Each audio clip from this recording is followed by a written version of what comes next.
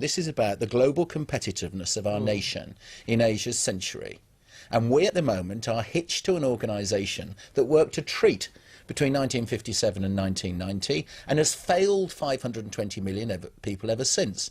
And if we carry on like this, we are not going to be able to afford pensions and healthcare and welfare in 20 years' time.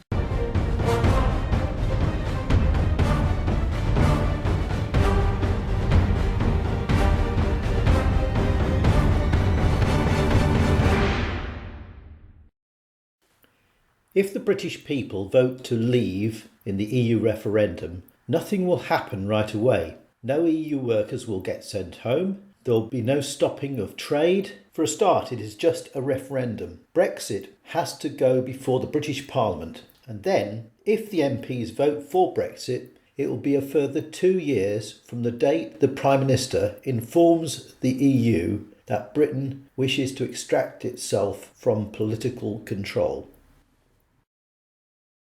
Germany sell 1 million cars a year to Britain. It's our highest profit margin in the world is the British auto market. Do you really think that Audi, Volkswagen, Mercedes and BMW are going to allow Brussels to put a tariff of 10 to 15% on every car they sell in Britain? I don't think so. Brexit is a test. It is a test in more ways than one. It is a test of the British people to see how well they are able to resist the relentless bombardment of propaganda raining down on them from every quarter. It's not just by politicians, big businesses, the wealthy, Eurocrats and of course the banksters. They are all at it, using everything from insults to threats and pure bullying tactics to get their way. What are not mentioned are the puppet masters behind the scenes whom these people work for, the Bilderbergers, who only finished their annual conference in Dresden a few days ago.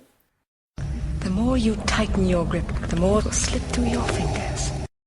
You think you have a democracy? The likes of Cameron, Osborne, Obama, Tony Blair, Angela Merkel, all of them were approved by the Bilderbergers before they became leaders. And in case you don't know, the Bilderbergers are the most powerful people on the planet. Our leaders are just managers on their behalf, given the appearance of democracy.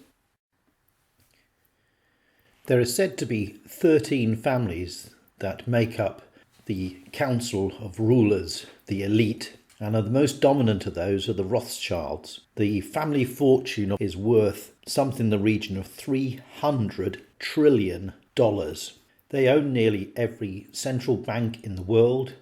They finance wars. They own the news, the media, the oil, the governments, and they're the ones who actually control our politicians.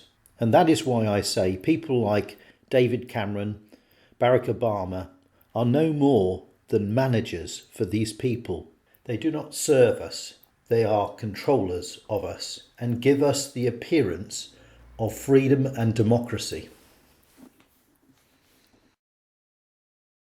What really does frustrate me is I have people in Brussels telling me that I can't fish in a pool of 100% of available labour and that diminishes my ability to be competitive, and in 25 years' time we will be doing stuff elsewhere and not Britain, and you won't be able to afford to spend the money you normally spend on your schools and hospitals.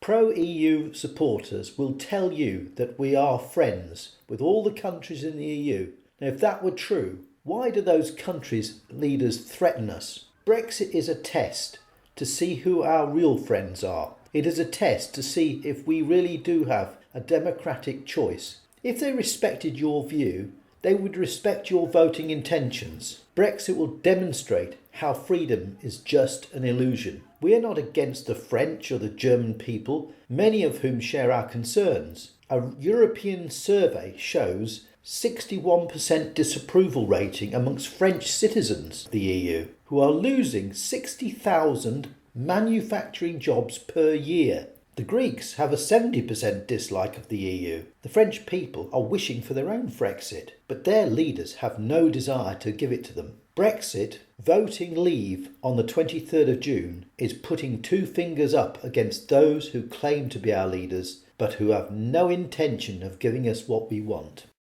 People who have a perfectly reasonable point of view that while immigrants are going to add greatly to the value of the nation, there has got to be a limit. You cannot have everyone coming in.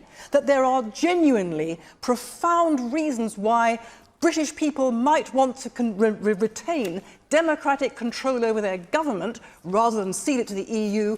These are legitimate points of view. To call people scaremongering, racists, disgusting, it is this vilification of the point of view of ordinary decent people in their millions, which is what Mr. Cameron has managed to achieve.